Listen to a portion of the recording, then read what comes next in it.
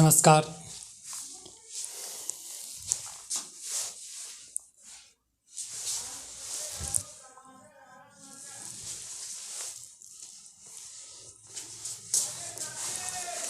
नमस्कार सभी भाई एवं बहनों, आप लोगों का स्वागत है चेतव्य क्लासेस में। तो पिछली कक्षा में हम जो पढ़े थे मौलिक अधिकार के बारे में, जो कुछ पढ़े थे पॉलिटी में, तो ये पढ़े थे कि मौलिक अधिकार किस किस प्रकार का होता है। आज हम हर एक टॉपिक वाइज यानी कि अनुच्छेद 12 से लेकर जो 35 तक है उनमें से कुछ अनुच्छेद को लगभग 12 से लेकर के 20 तक के अनुच्छेद को हम अभी पढ़ेंगे और जानेंगे कि ये आखिर अनुच्छेद हमें क्या क्या शक्ति देता है, हमें क्या क्या अधिकार दे रहा है। सबसे पहले अनुच्छेद 12 को बारे में पढ़ेंगे। अनुच्छेद 12 बेसिक कुछ नहीं है, ये इसके बारे में एक परिभाषा देता है।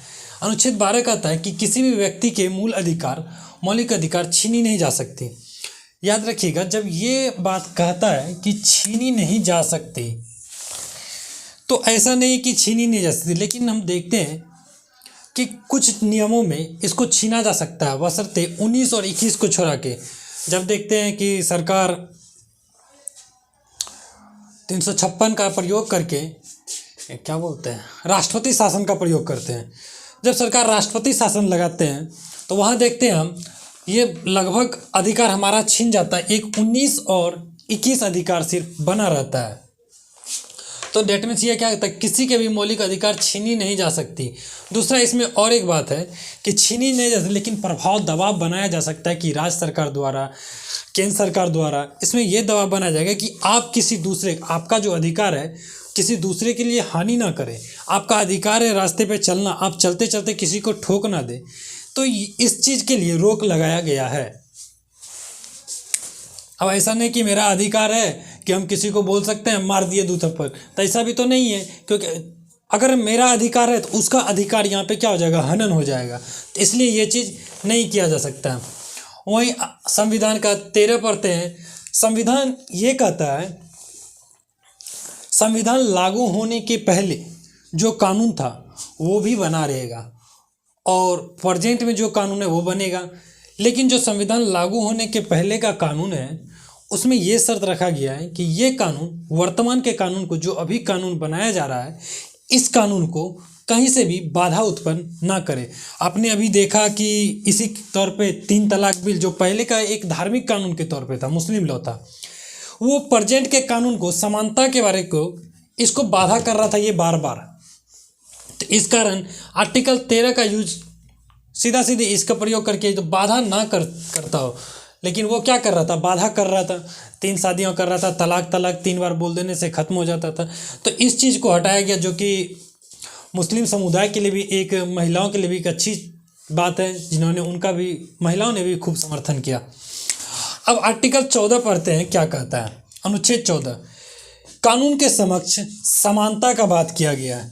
इसको आप ध्यान से देखिएगा, कानून के समक्ष समानता एवं संरक्षण, ये 2 अलग अलग चीज़ें हैं। समानता का बात कहाँ से लिया गया, ये देखिएगा। समानता ब्रिटेन से लिया गया है। हमारे संविधान में जो ये समानता का बात है ब्रिटेन से लिया गया, और संरक्षण अमेरिका से लिया गया है। समानता किसी भी नागरिक से भेदभाव नहीं करता है, सबको सबको समान भाव से देखता है। अब यहाँ संरक्षण का बात किया गया है। संरक्षण मतलब होता है कि किसी का संरक्षण करना, बचाव करना, उसके सही तरीके से उसका विकास करना।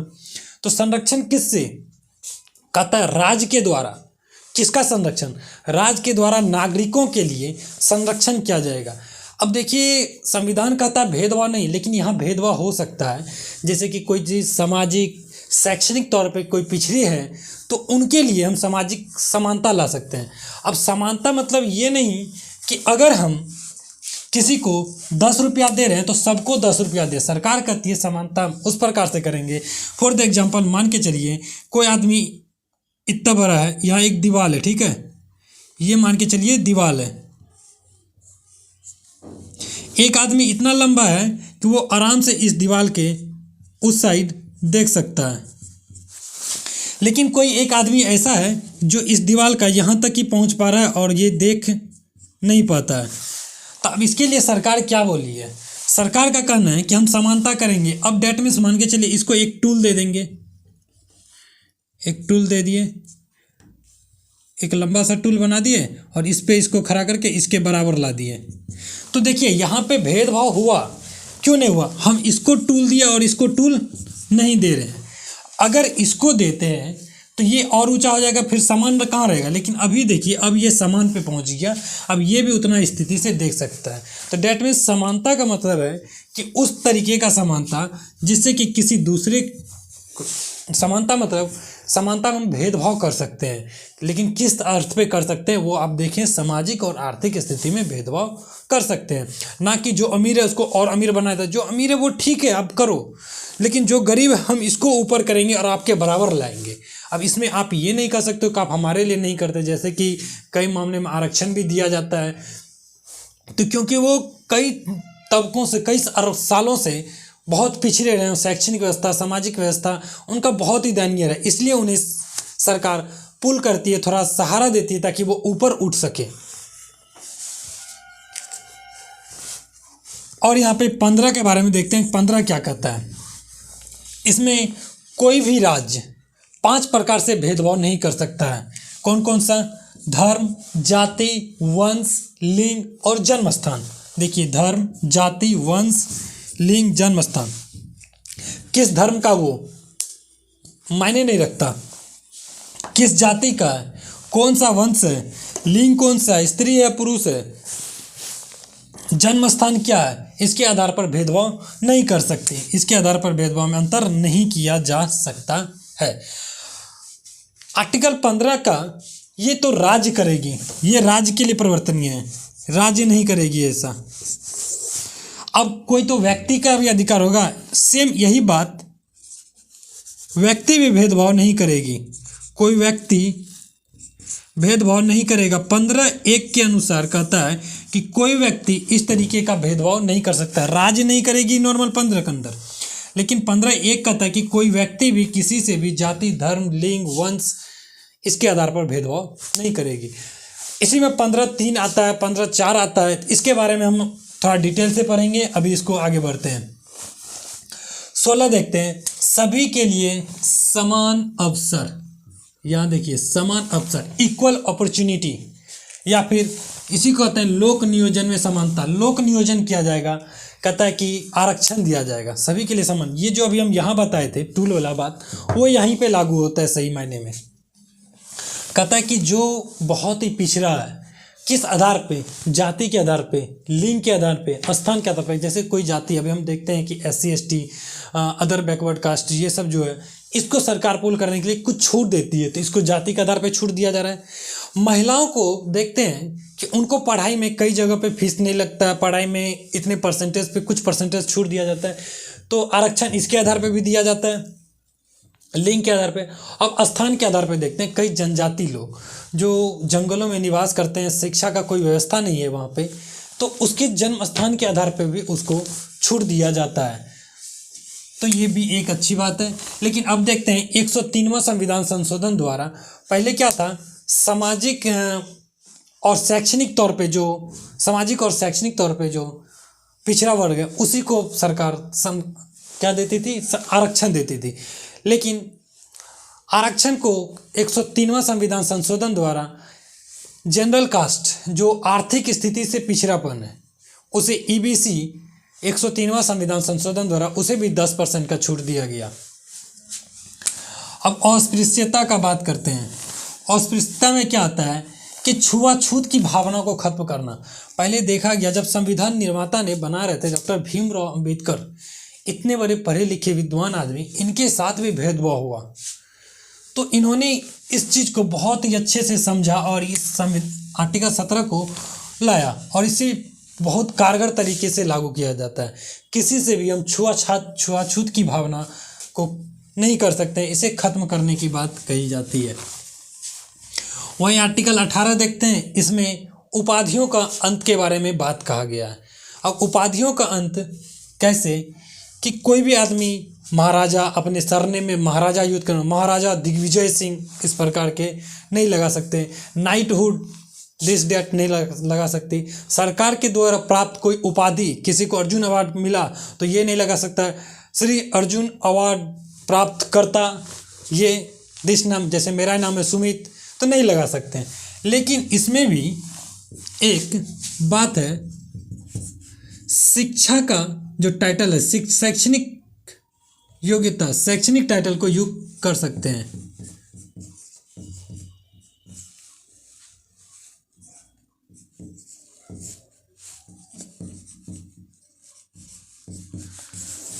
शैक्षणिक उपाधि का प्रयोग कर सकते हैं, जैसे कि कोई डॉक्टर बनता है तो आप देखते हैं कि डॉक्टर लगाता हुआ अपने नाम के आगे, तो वो इसका प्रयोग कर सकते हैं।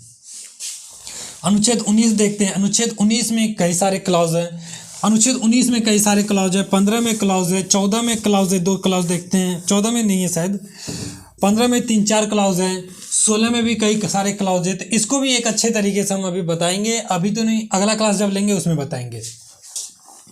अनुच्छेद 19 क्या कहता है कि स्वतंत्रता का अधिकार, हमें पूरा स्वतंत्रता है किसी से बात करने का, अपने मन की बातों को रखने का, कहीं पे हम सभा करें, संगठन बनाएं, एक ग्रुप बनाएं और सभा कर इत्यादि, कहीं पे व्यापार करें, संचार कर सकते हैं, अपने देश के अंदर घूम सकते हैं। इन सभी चीज़ का हमें छूट देता है और ये सभी भी सरकार के द्वारा लागू किया जाता है। अब अनुच्छेद 20 को देखते हैं। ये कहता है दोषी सिद्ध में संरक्षण। इसका लाने का कारण क्या था कि किसी भी व्यक्ति पे जब समाज में लगा दिया जाता है कि ये चोरी किया, अब वो चोरी किया कि नहीं किया ये कोर्ट जब तक डिसाइड ना करेगी कैसे बोल सकते हैं वो चोर है। लेकिन कई सारे समाज में हम आज भी देखते हैं, अगर किसी पे ये बोल दिया जाता है कि ये चोर है, ये चोरी किया, अब नहीं जानते हुए भी लोग उसको चोर चोर करना शुरू कर देता है, लोग उसको गुनहगार कहता है। तो इसी के विषय में आर्टिकल 20 कहता है जब तक कानून यानी कि कोर्ट के द्वारा वो गुनहगार साबित नहीं हो जाएगा तब तक वह गुनहगार नहीं हो सकता है। दूसरा, इसमें एक और जो बहुत अच्छी बात का यूज किया गया है, ये 3 वर्ड, ये 3 लाइन। अपराध के समय कोई भी व्यक्ति जिस समय अपराध कर रहा है उस समय क्या कानून है, उस अपराध के लिए क्या सज़ा दिया जाएगा वही सज़ा उसको मिलेगा। ऐसा नहीं कि आज अपराध किया, आज से 100 साल पहले वाला कानून है तो तेल में भूजेंगे इसको, तो उसको लाके तुम ये काम किया था तुमको उस समय के कानून के हिसाब से तेल में तुमको डाला जाएगा, ऐसा नहीं। या फिर आज अपराध किया, मान के चलिए आज अपराध कर रहा है, आज जो कानून वो लागू होगा, लेकिन देखते हैं देरी हो जाता है, जब फैसला आता है और सिद्ध हो जाता है बाई चांस, तो कोर्ट ये नहीं कह सकती कि अब जो कानून बना है, मान चलिए आज से 1 साल बाद 6 महीना बाद कोई कानून बनता है और 6 महीना बाद इसका केस का सुनवाई सफल होता है कि सुनवाई होता है, तो ये नहीं कहेगी सरकार अभी जो कानून बना इसका दो, नहीं। जिस समय वो अपराध कर रहा है उस समय में जो कानून है वही कानून इसके ऊपर लगेगा, ठीक है। तीसरा बात कहता है कि खुद के विरुद्ध कोई गवाही नहीं मंजूर होगी।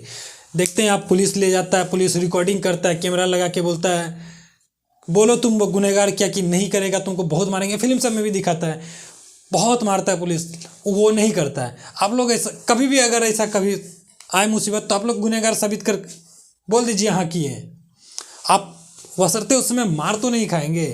पुलिस जो अत्याचार करती है वो नहीं करेगी, हालांकि इस चीज़ का अधिकार नहीं है पुलिस को, लेकिन पुलिस ऐसा चीज़ करती है, नहीं भी करती होगी। तो ये चीज़ से आप बच जाएंगे और जब कोर्ट के सामने जाए तो वहाँ बोल दीजिएगा हमको मार पीट करके बुलवाया है, हम ऐसा कुछ नहीं किए हैं, ये हमको मार रहा था, मार डर के मारे बोल दिए, कोर्ट अपने उसको बर्खास्त करेगी, बहुत डांट लगाती है कोर्टों से। तो इस चीज़ को आप अच्छे से समझ गए होंगे। तो अब बचा 21 से लेकर के 35 तक, इसको अगले क्लास में इसे ले लेते हैं, ठीक है। धन्यवाद आप सभी का हमारे साथ जुड़ने के लिए, और ज़्यादा से ज़्यादा चैनल को लाइक सब्सक्राइब और शेयर ज़रूर करें कम से कम, और वीडियो को पूरा देखने की कोशिश करें। धन्यवाद।